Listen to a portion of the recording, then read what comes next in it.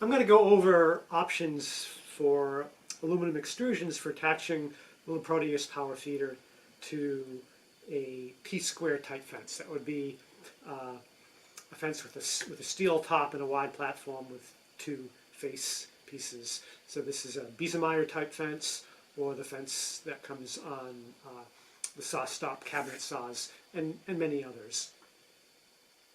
So there are three good options for track, and one kind of stands above the others, I think, and that's the this PowerTech mitertrack. And actually, this mitertrack is also made by other manufacturers, and it's also sometimes described as 30 millimeter T-track. It's about 30 millimeters wide, and one of the advantages is it's so wide that it's easy to fabricate essentially a sliding nut that will hold your attachment bolts upright, and makes it easy to take the feeder on and off. So it makes it easier to slide the feeder in.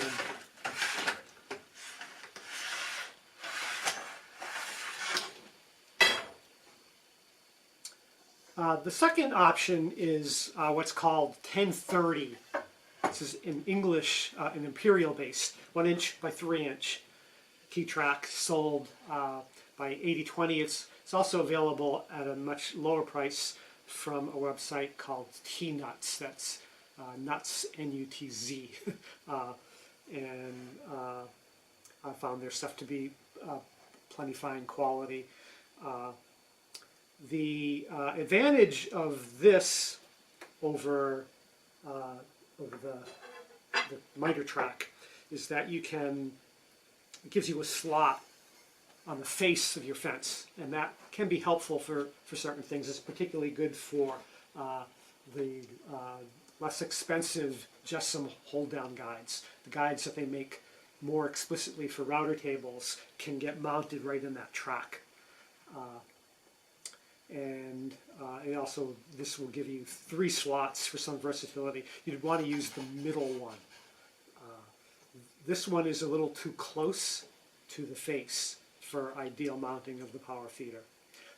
And these slots are wide enough that I even will be offering an aluminum nut that holds the 2 bolts upright for easy installation.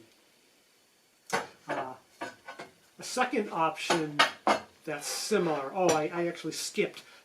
These tracks will get mounted by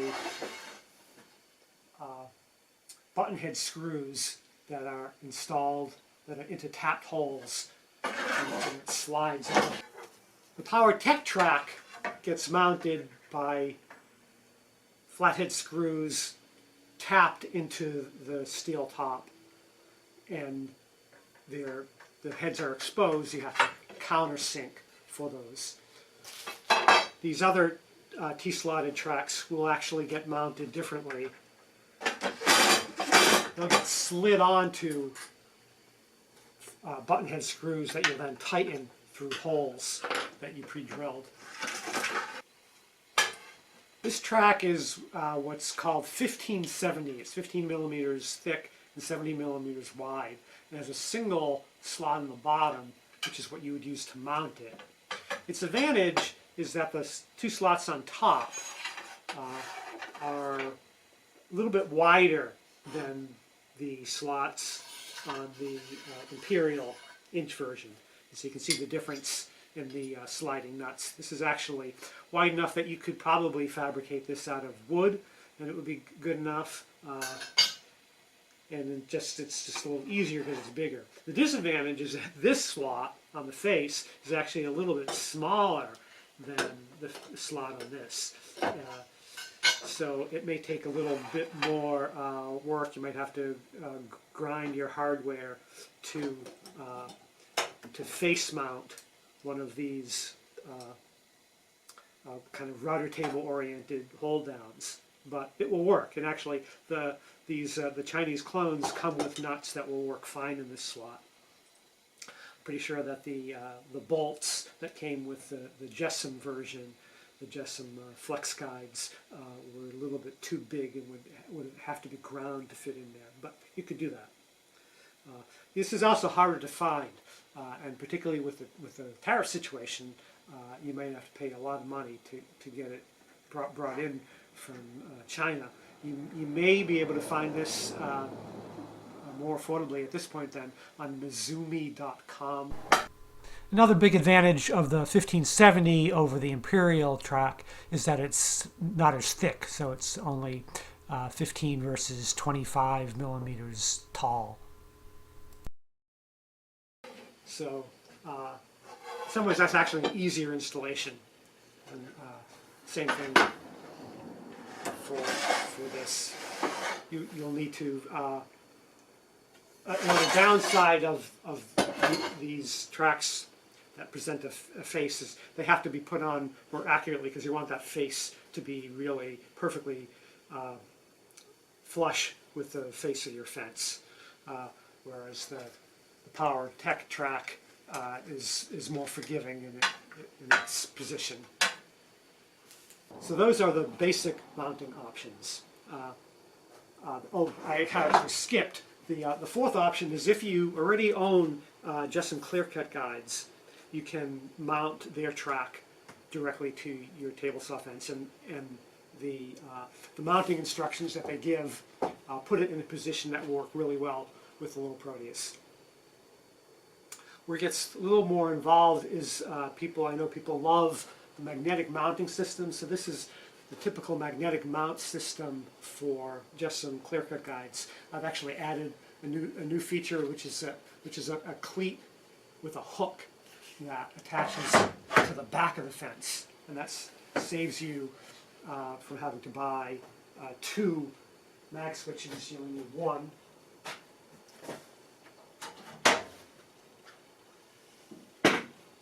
And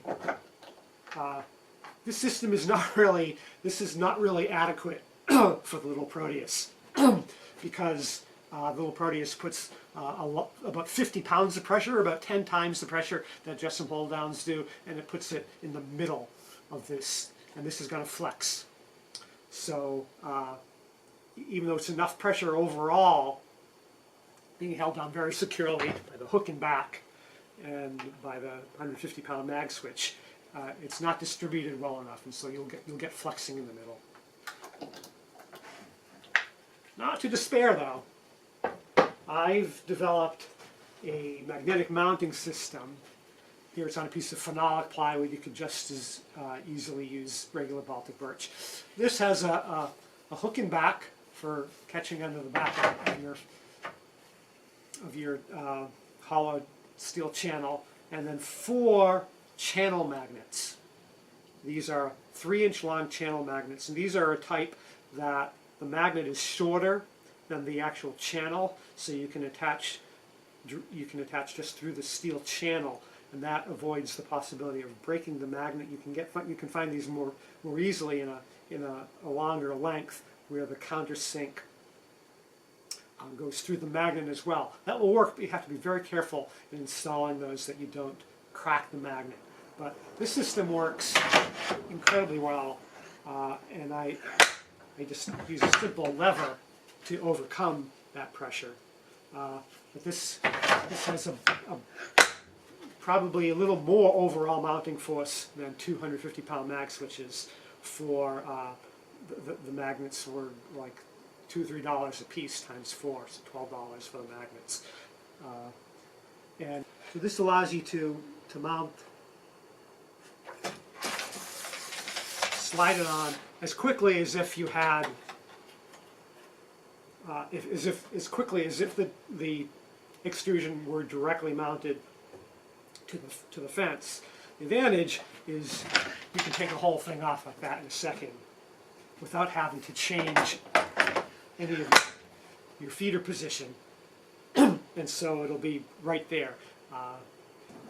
I've also realized that you can use the particularly the less expensive Jessen guides or their Chinese clones.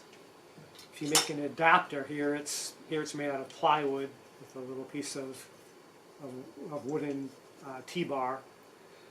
Here I made the adapter out of aluminum angle. But that allows you to slide in these hold downs, which work really well in conjunction with the Little Proteus, particularly if you have the Little Proteus with both feed rollers beyond the blade, so that you don't have to worry about hitting the blade if you don't set it up carefully. And you can have one or even two of these in front so that the work is being held tight to the fence before the power feeder even comes into play. The basic mounting strategy for any of these aluminum extrusions is to first drill your holes, preferably on a drill press.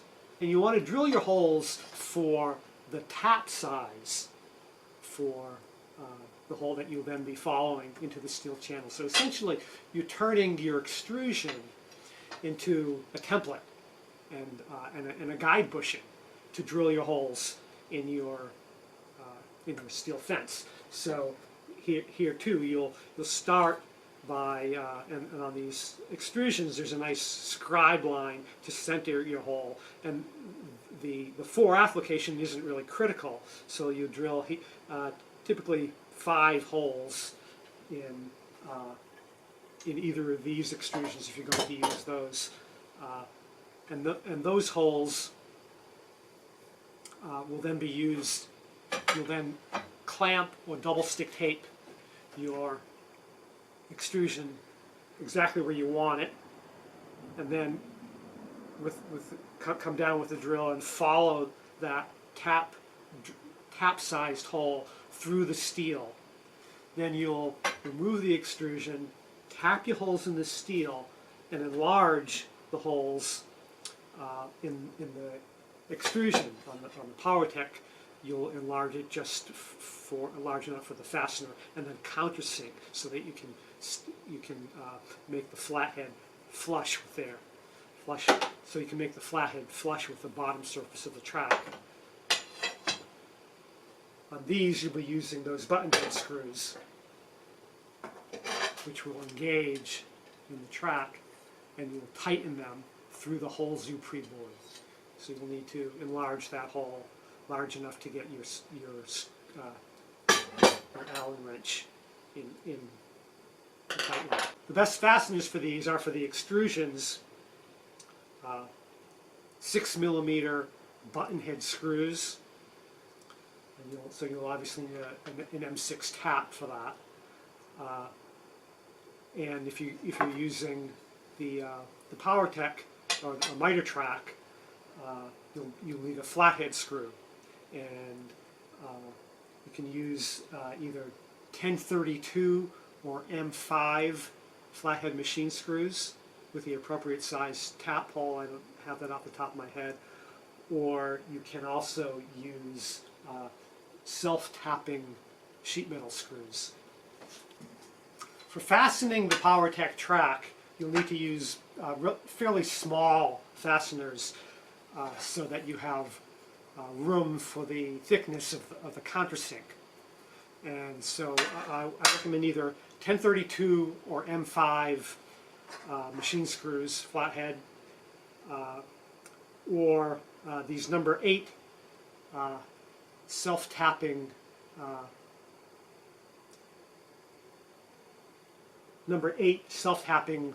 sheet metal screws, which have a like kind of a drill head, so you can drill a slightly undersized hole in your steel, and then with your power drill, these will finish the hole to the correct size and cut their own threads. So that's probably the easier way to do it, rather than the machine screws, which will require you to have the correct size tap.